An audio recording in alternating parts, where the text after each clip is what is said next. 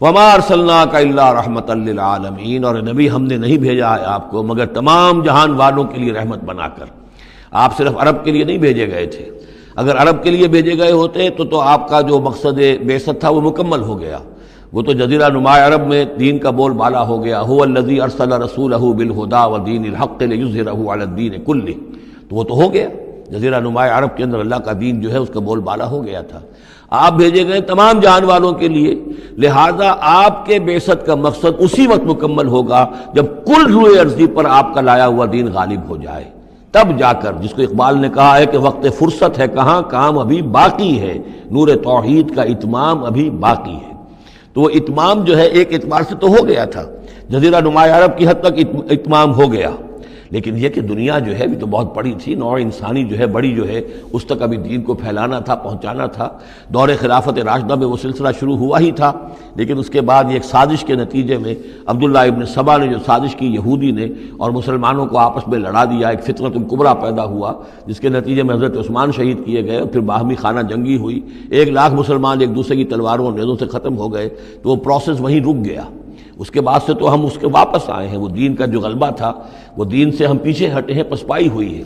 لیکن یہ کہ دنیا ختم نہیں ہو سکتی جب تک کہ محمد رسول اللہ صلی اللہ علیہ وسلم کا مقصد بعثت بتمام و کمال پورا نہ ہو، اور مقصد بعثت آپ کا ہے اظہار دین الحق، اللہ کے دین کا غلبہ، اور یہ اللہ کے دین کا غلبہ چونکہ آپ پوری نوع انسانی کے لیے بھیجے گئے ہیں، لہذا کل عالم انسانی پر اس کا ہونا لازم ہے۔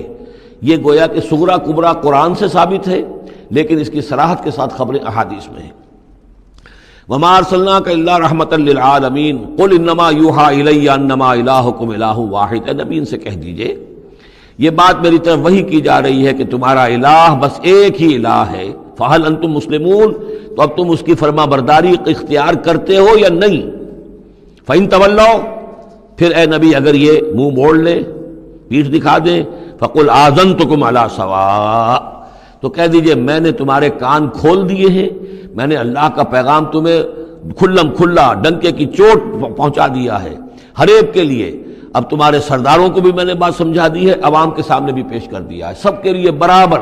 کوئی طبقہ ایسا نہیں رہا ہے اس تمہارے معاشرے کا جس کے سامنے کہ میری دعوت نہ پہنچ چکی ہو۔ اب آذنتکم علی سواء، سب کو یکساں میں نے سنا دیا، پہنچا دیا، اللہ کی تبلیغ کا حق ادا کر دیا۔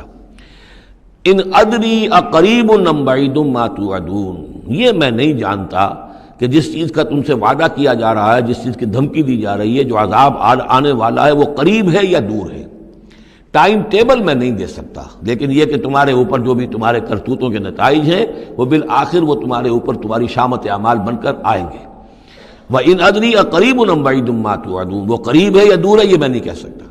یہی جیسا کہ میں عرض کر رہا ہوں کہ یہ تمام جو سلسلہ ہے کہ جو احادیث نبویہ اور قرآن مجید، اور نہ صرف یہ کہ احادیث نبویہ بلکہ سابقہ جو کتابیں ہیں، آخر وہ بھی کتابیں تھیں اللہ کی، ان میں تحریف تو ہوئی ہے لیکن پھر بھی حق بات بھی موجود ہے، اس میں بھی جو پیشن گوئیاں موجود ہیں۔ چنانچہ آپ دیکھتے ہیں کہ اس وقت دنیا میں ہر اعتبار سے یہ جو چند سال اب رہ گئے ہیں اس صدی کے، 1999 اور 1998 بھی اس میں شامل ہے، پھر یہ کہ اس صدی کے اختتام پر اور پھر اگلی صدی کے شروع ہونے کے بارے میں نوسٹریڈیمس کی پیشن گوئیاں، شاہ ولی کی پیشن گوئیاں، پچھلے دنوں تو اخبارات میں آیا کہ گاندھی جی کی بھی کوئی پیشن گوئیاں برآمد ہوئی ہیں جو بھی اسی عرصے کے لیے تھیں، شاید وہ بھی کہیں کچھ سنیاسی سے کچھ انہوں نے سنا ہو، وہ کوئی ان کی کوئی ایک وہ جو ہے ڈائری برآمد ہوئی ہے، جنگ میں خبر سنی تھی، شائع ہوئی تھی۔ وائن برگر جو ہے جو رہا ہے پچھلی حکومت کے اندر بڑا اہم، اس کی یہ پیشن گوئیاں ہیں۔ تو یہ سارا جو ہے، اور جو بائبل کی آخری کتاب ہے بک آف ریولیشن، حضرت یوحنا، حضرت یحییٰ جو حضرت مسیح کے حوارین میں سے تھے، ایک یوحنا تو وہ جو نبی تھے، یحییٰ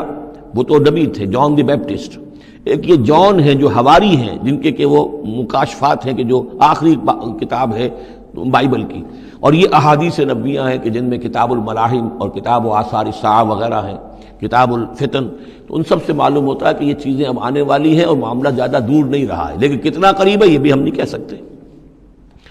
وَإِنْ أَدْرِي أَقَرِيبٌ أَمْ بَعِيدٌ مَا تُوعَدُونَ إِنَّهُ يَعْلَمُ الْجَهْرَ مِنَ الْقَوْلِ وَيَعْلَمُ مَا تَكْتُمُونَ، یقیناً اللہ تعالیٰ جانتا ہے کھلی بات کو بھی جو بلند آواز سے کہی جاتی ہے، اور وہ تو اس کو بھی جانتا ہے جسے تم چھپاتے ہو اپنے دلوں کے اندر۔ وَإِنْ أَدْرِي لَعَلَّهُ فِتْنَةٌ لَكُمْ وَمَتَاعٌ إِلَىٰ حِينٍ، اور میں نہیں جانتا، میں نہیں کہہ سکتا، ہو سکتا ہے کہ ابھی اس تاخیر میں تمہارے لیے کوئی آزمائش ہو، اللہ تمہیں ابھی اور fresh lease of existence grant کر دے، تاکہ یہ کہ تمہیں ایک کچھ عرصے کے لیے اس دنیا میں رہنے کا اور بسنے کا اور فائدہ اٹھا لینے کا موقع مل جائے، لیکن بالآخر ہونا وہ ہے جو میں بتا رہا ہوں، اس کے اندر کوئی شک نہیں ہے، وہ شدنی امر ہے۔